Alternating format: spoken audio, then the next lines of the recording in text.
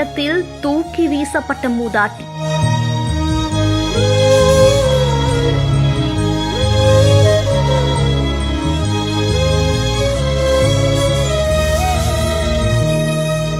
திருவண்ணாமலை மாவட்டம் ஆரணி அருகே கண்ணமங்கலம் பேரூராட்சி பஜார் வீதியில புதுப்பேட்டை பிள்ளைக்கோவில் தெருவை சேர்ந்தவங்க தான் இந்திராணி. இவங்களுடைய வயது 74. முதியோர் உதவித்தொகை வாங்குறதுக்காக கண்ணமங்கலம் பஜார் வீதிக்கு வந்திருக்காங்க.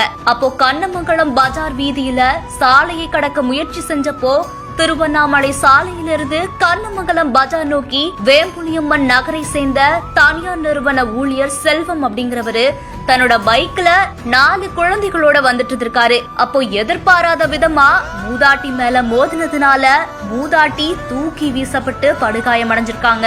பைக்ல வந்த செல்வம் உட்பட 4 குழந்தைகள் லேசான காயத்தோட தப்புனதா சொல்லப்படுது.